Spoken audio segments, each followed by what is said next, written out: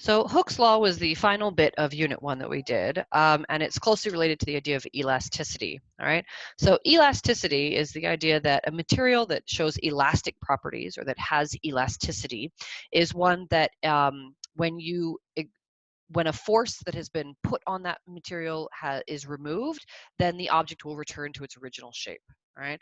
And most of the objects that we typically talk about for this are either a spring, or for example, a rubber band, some sort of plastic, where if you stretch it, right, the idea is that, so this is a rubber band, so if you stretch it, then, I'm exerting a force on it, so it changes shape, but then when I let go of it, and there's no more force on it, then it returns to its original shape. And then a spring, which I don't have an example of right here, but the idea is that a spring would do the same thing. When you pull on a string, then it changes shape, okay, or you press it and it can change shape. But then when you remove that force, then it goes back to its original shape. So both of these materials exhibit what we call elasticity, all right? So that's your definition of elasticity, right? Whether a material can return to its original shape when acting forces are removed. Now, and we usually talk about this in conjunction with Hooke's law. So Hooke's law, a guy named Robert Hooke came up with the idea that some elastic materials have a direct proportion between how much force is applied and how much they stretch. Okay, and so we represent that on a force extension graph. So here we have. So this would be the force here that would be measured in newtons, and this would be the extension. Sometimes, typically it should be in meters, but sometimes they give you ones that are in centimeters or something like that. I'll put meters, okay?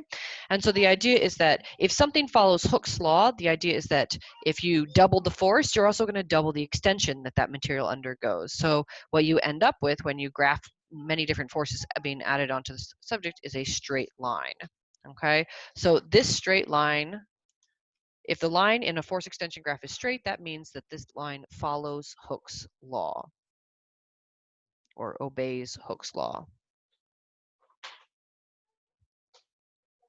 Okay, so this would be, for example, a spring. A spring usually obeys Hooke's law, a metal spring, in case you have any other type of springs lying around, okay?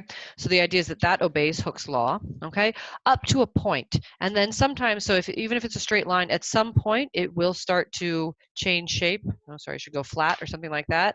And so the idea is that because each object, depending on where, how strong the spring is or how big the metal coils are, or the type of metal it's made of, everything will have what's called an elastic limit.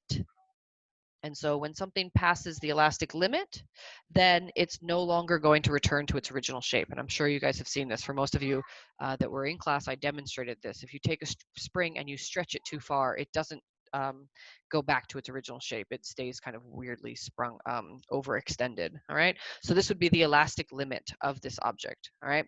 Now, if something doesn't obey Hooke's law, for example, a rubber band, you would expect to see a curve here rather than a straight line. So it could look something like this, okay, where a little bit of force is going to lead to a very large difference in extension, or the other way around. So it could also technically look like this, okay? But the idea is that both of these are, they are curved.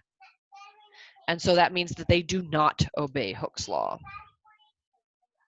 And the big example of this is a rubber band.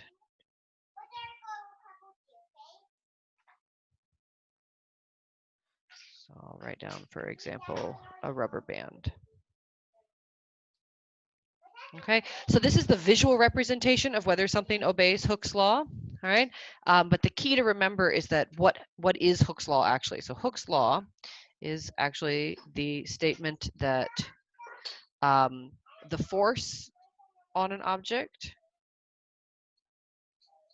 and the extension that that object then stretches, the elastic object then stretches, are directly proportional.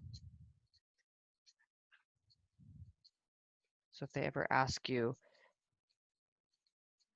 and the directly proportional is represented by this straight line as opposed to a curve.